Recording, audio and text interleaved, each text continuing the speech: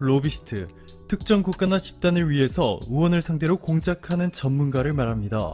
적지 않은 사람들이 로비는 곧 뇌물이다 라는 부정적인 인식을 가지고 있는 것은 국내 일부 대기업들이 검사나 판사 출신 혹은 국회의원 출신을 자신의 회사로 영입해 회장의 가석방을 위해 현직 법조인들을 로비한다거나 잘못을 덮으려는 등의 모습을 보여주고 있기 때문입니다. 자, 그런데 전 세계에서 특히 미국에서 로비스트는 한 회사의 성공 여부를 결정지을 정도로 막대한 영향력을 자랑하고 있습니다. 물론 합법적인 방법으로 말이죠. 미국에서 로비스트로 활동하기 위해서는 미국 상원과 하원 행정처에 등록하고 로비스트가 고객으로부터 큰 돈을 받을 경우에는 미국의 상원과 하원에 신고 및 공시해야 합니다. 상당히 까다롭죠. 그런데 로비스트가 고객으로부터 돈을 받고 그들이 원하는 정책이 만들어진다거나 원치 않는 정책이 사라지거나 완화될 수 있도록 정치인들의 영향력을 행사하는 것이 바로 로비스트의 업무이기 때문에 투명하게 공시하도록 법으로 규정하는 것은 어쩌면 당연한 일입니다.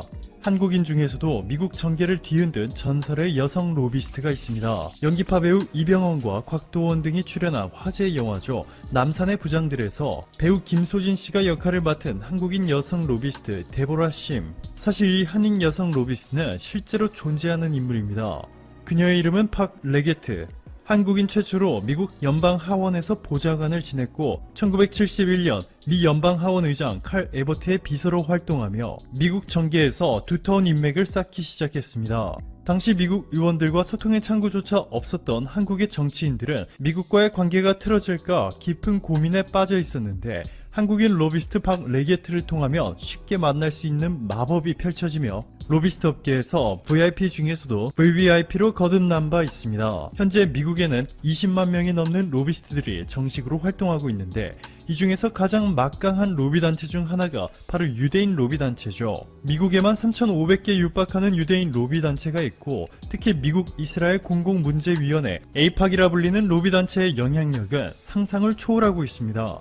1987년 뉴욕타임스는 민주당의 머빈 다이멜리 하원 의원의 발언을 인용해 미국 정치인 중에서 의회에서 이스라엘에 대해 공개적으로 비판할 수 있는 사람은 없다고 해도 과언이 아니다 전했고 심지어 미국의 제39대 대통령이었던 지미 카터는 취임 초기에 조지 볼을 국무장관으로 내정했지만 유대 로비단체의 반대로 결국 사이러스 벤스로 교체했습니다. 미국 대통령의 인사권에도 영향력이 행사된 것이죠. 당시 후세인 요르단 국왕도 막강한 영향력을 가진 유대인 로비단체 에이팍에 대해 미국의 대중동 정책 기조는 에이팍이 설정한 틀을 벗어나기 어렵다 발언한 바 있습니다. 그동안 유대단체의 뜻에 반대한 대표적인 미국 정치인들 조지 맥거번, 폴 핀들리, 찰스 퍼시, 하워드 딘, 조지 볼, 바비 인맨 이 미국 정치인과 공직자들은 모두 낙마했습니다. 유대 로비 단체들이 공화당과 민주당 모두를 꽉 잡고 있다 보니 정당에 관계없이 이스라엘 무상 원조처럼 이스라엘을 극단적으로 유리한 정책에 토론도 없이 의결되는 것이 이미 관례가 되어버렸습니다. 자, 그런데 최근 이스라엘이 독점하던 미국 로비 시장에 엄청난 변화의 바람이 불고 있습니다. 미국 시민단체 책임정치센터가 공개한 2016년 이후 미국에서 로비를 가장 많이 한 나라 목록을 보시면 이스라엘은 3위로 밀려났고 한국이 1위, 일본이 2위입니다. 특히 문재인 대통령이 취임한 2017년 이후 한국의 대미국 로비 자금이 크게 증가했죠. 한국 정부의 로비 자금이 1년 전보다 무려 8배 넘게 늘어났습니다. 세계 최대 규모의 로비 시장이 바로 미국 워싱턴에 있는 K-스트리트라는 곳인데요.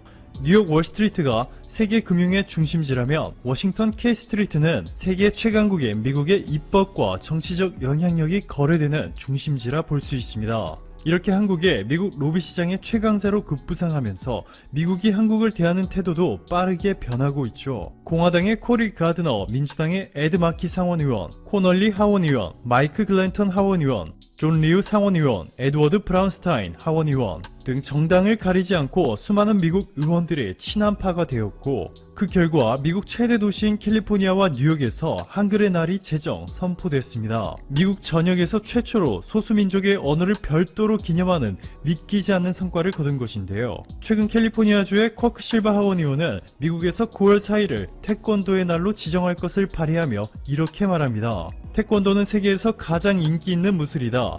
한국의 유구한 문화와 전통을 그대로 담고 있다. 태권도를 통해 심신을 단련하고 예절과 존중, 절제도 배울 수 있다.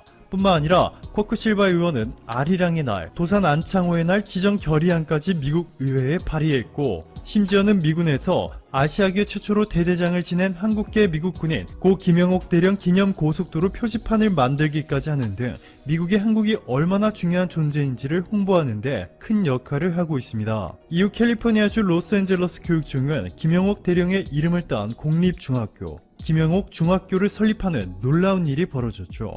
한국이 이렇게 미국 로비 시장을 장악한 채 몇 년이 흐르게 되면 미국 의회에서는 이제 그 누구도 한국에 불리할 만한 정책을 말할 수조차 없게 될 전망입니다. 현재 미국이 몇 년 전까지 로비 시장을 싹쓸이했던 이스라엘에 꼼짝 못하고 있단 말이죠. 이 때문에 지금 전 세계 마스크 업체가 도산 위기에 놓여 있습니다. 중국에서는 대부분 마스크 생산업체가 시장 과열과 수출 차단으로 올해 안에 95%가 도산할 것이라는 전망이 나오고 있습니다. 바이러스 발병 초기 수백 개에 불과했던 중국의 마스크 업체는 1만 개 이상으로 늘어났지만 상당수가 인증을 받지 못해 수출마저 하지 못하는 상황이 되어버린 것입니다. 프랑스에서는 초기에 중국의 마스크를 의존했다가 마스크 대란이 벌어지자 자국 내에서 마스크 생산을 시작했습니다. 하지만 최근 마스크 수요가 줄면서 4천만 장이 넘는 재고가 쌓였고 이젠 자국 마스크 생산업체의 줄도산이 예측되고 있습니다. 이 때문에 자국 국민들에게 중국산이 아닌 프랑스산을 사달라고 요청하고 있습니다. 일본 내에서도 마스크 수요가 줄고 재고량이 폭증하면서 가격이 절반 이하로 떨어졌습니다. 지난달만 해도 마스크 부족에 시달리던 일본에서 업종을 불문하고 수많은 업체들이 마스크 판매 생산에 경쟁적으로 뛰어들었기 때문입니다. 그런데 일본에서 마스크가 넘쳐나자 가장 큰 피해를 본 것은 베트남이었습니다. 베트남 유력지 VN 익스프레스는 일본이 베트남산 마스크의 최대 수입국이라고 보도한 바 있습니다. 매체에 따르면 베트남은 지난 4월 19일까지 집계된 물량으로 총 4억 1,500만 장의 마스크를 수출했는데 일본이 최대 수입국이었습니다. 베트남副총리는 지난 4월 많은 국가에서 마스크와 의료 장비에 대한 수요가 높다면서 베트남은 이 기회를 놓치지 말아야 한다고 말했습니다. 베트남 섬유업계 관계자는 베트남 내 섬유 공장이 마스크 공장으로 전환하면 4억 7천만 달러가 넘는 주문 취소로 인한 손실을 완화할 수 있다면서 생산량을 계속 유지함에 따라 직원들에게 급여를 지급할 수 있게 될 것이라고 말했습니다. 바이러스 사태로 인해서 피해를 본 손실을 마스크 생산과 수출을 통해서 만회하겠다는 것이었습니다. 하지만 일본에서 마스크 수요가 줄고 전 세계적으로 마스크 재고가 쌓이면서 이런 베트남의 계획은 한 달여 만에 실패로 돌아가고 있습니다. 베트남은 팬데믹 특수를 노렸으나 실패로 돌아가고 이제 그동안 문을 닫았던 관광산업 재개로 인해 유축된 경제를 회복하겠다는 계획을 세우고 있습니다. 베트남 경제는 최근 농업에서 서비스 경제로 전환되면서 국민의 3분의 1 이상이 호텔과 음식업, 교통업 등 서비스에서 일하고 있습니다. 그만큼 베트남에게 있어서 관광은 빼놓을 수 없는 산업이었습니다. 이에 베트남은 스스로 방역에 성공했다며 베트남을 코로나 안심 천국이라 부르며 해외 관광객들을 다시 불러 모을 준비를 하고 있습니다. 이 때문에 전 세계에서 가장 빨리 관광을 재개할 수 있는 나라로 주목받겠다는 것이었습니다.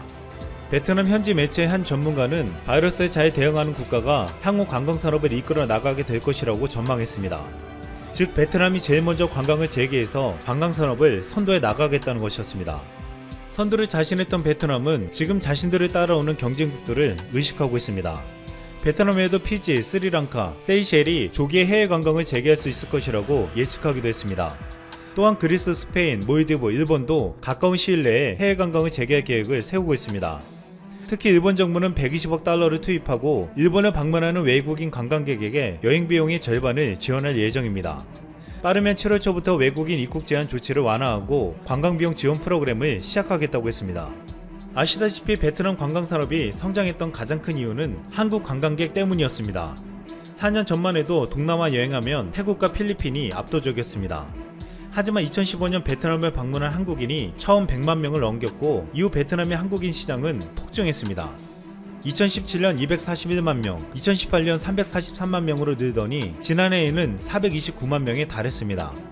최근 3년간 매해 100만 명씩 방문자가 증가했고 반면 같은 기간 태국과 필리핀은 100만 명대에 머물렀습니다.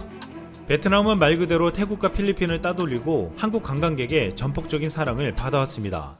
그럼에도 베트남은 이번 바이러스 사태에서 한국에 대해서 외교적인 무례를 저지르면서 그동안 호감을 가지고 있던 대다수의 한국인 관광객들의 등을 돌리게 만들었습니다. 가장 빨리 관광을 재개해서 추후 관광산업을 선도하려면 과거 압도적으로 많이 찾아오던 한국 관광객들이 찾아와야 하는데 지금 한국 내 분위기로 봐서는 베트남에 절대 안 가겠다는 여론이 절대적이기에 힘들다고 전망되고 있습니다. 지금 이 틈을 타서 베트남에 보란듯이 태국이 새로운 방침을 발표했습니다.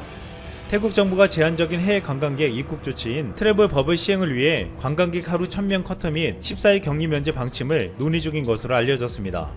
트래블 버블은 협의가 이뤄진 양국 간에는 서로 입국을 허용하는 조치로 거품 안에서 자유롭게 움직일 수 있지만 외부와는 왕래를 차단하는 개념입니다. 태국 아누틴 보건부 장관은 추진 대상 국가로 한국, 중국, 일본, 호주, 뉴질랜드, 베트남, 라오스, 미얀마와 일부 중동 국가들을 언급했습니다. 아직도 베트남에서는 입국하려면 14일간의 자가 격리를 하기 때문에 관광을 연다 해도 당장 들어가면 14일 격리돼야 하는 상황이 벌어지지만 태국은 14일 격리 면제 방침을 내놓으며 한국인 여행객들에게 편의를 제공하겠다는 것이었습니다.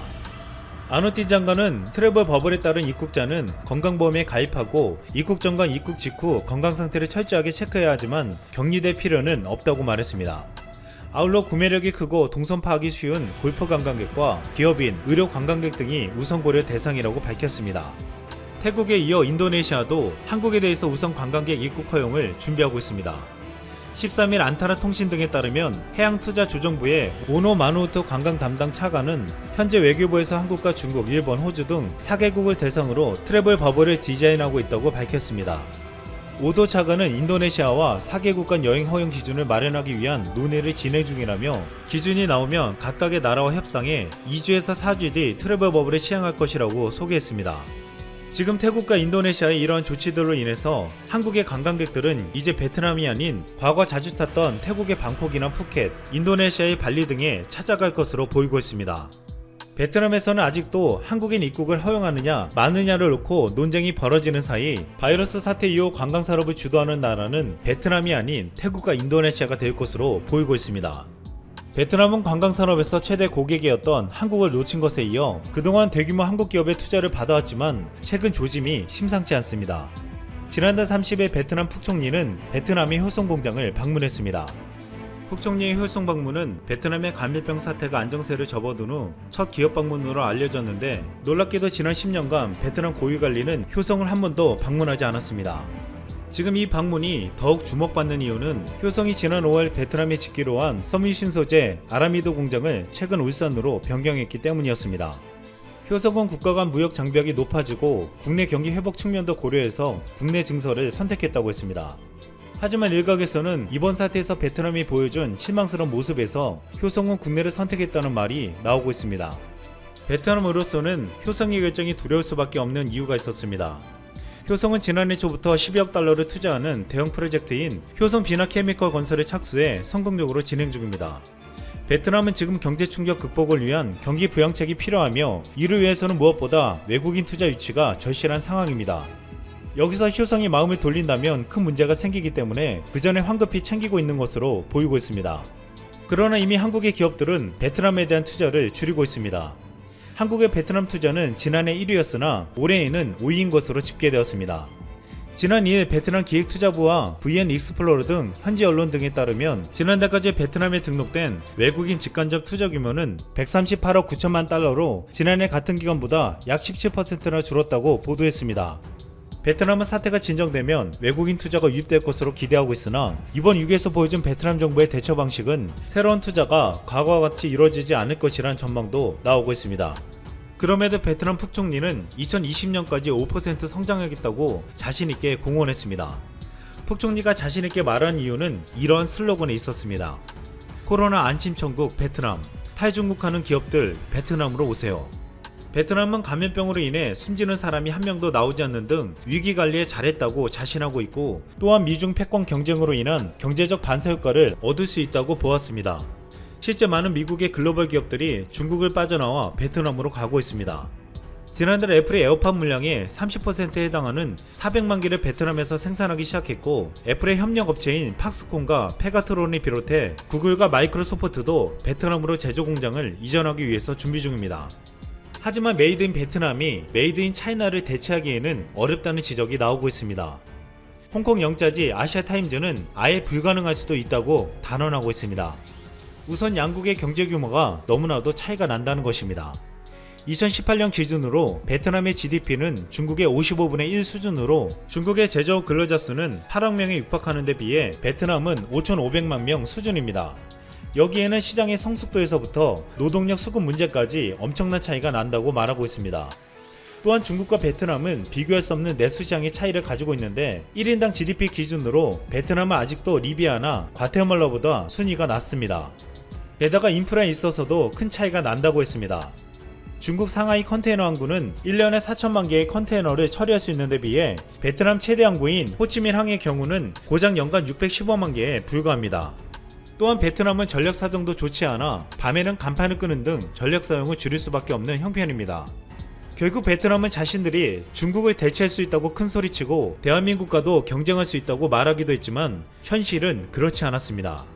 현재 베트남은 그동안의 호황이 사라지고 심각한 경제 위기와 침체를 벗어나기 힘들 수 있다고 전망되고 있습니다. 베트남은 결국 한국의 손을 놓는 동시에 위기를 함께 극복할 수 있는 가장 강력한 파트너를 잃게 되었다는 말을 듣고 있습니다.